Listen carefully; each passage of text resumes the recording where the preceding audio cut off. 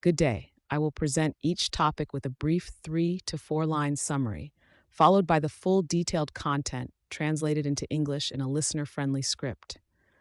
Topic 1, Summary, 3 to 4 lines. Rising tensions in the Middle East have driven oil prices sharply higher and increased short-term supply anxiety. The U.S. has signaled options against Iran's export hub, and an incident at Fujairah briefly halted tanker loading before operations reportedly resumed. Market and inventory moves aim to ease pressure, but ongoing transport disruptions and reduced output from Gulf producers keep upward price risk elevated. Topic 1. Full details. Rising tensions in the Middle East pushed oil prices up sharply and increased short-term supply anxiety.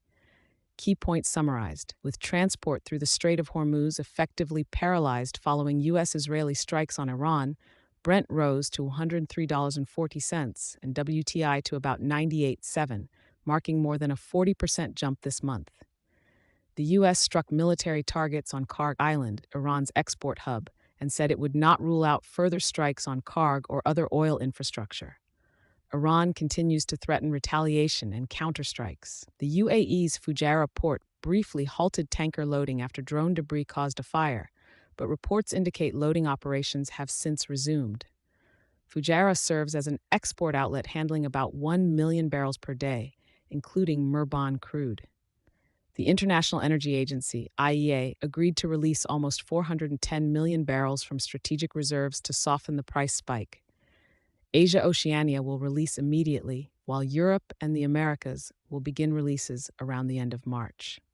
The IEA estimates global supply in March dropped by about 8 million barrels per day due to maritime transport disruptions, and Middle Eastern producers have already cut at least 10 million bab-haidad, meaning short-term upward price pressure is likely to remain strong. In short, threats targeting oil export facilities and U.S.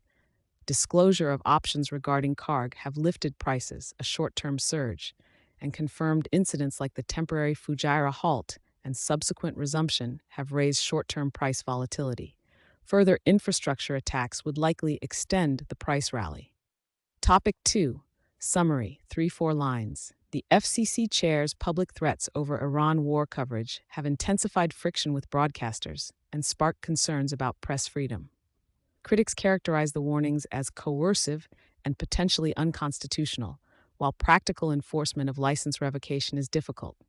Nonetheless, the FCC can exert influence in merger and regulatory processes, raising fears of chilling effects and self-censorship.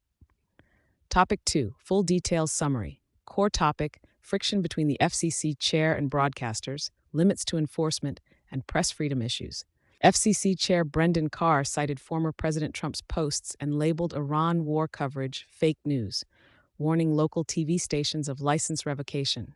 The dispute ignited over reporting of an attack on Prince Sultan Air Base.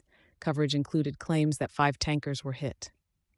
Carr's public warnings highlighted conflict between regulators and broadcasters and drew criticism that the government was pressuring news coverage and potentially violating the First Amendment. Critics called the actions authoritarian and intimidation.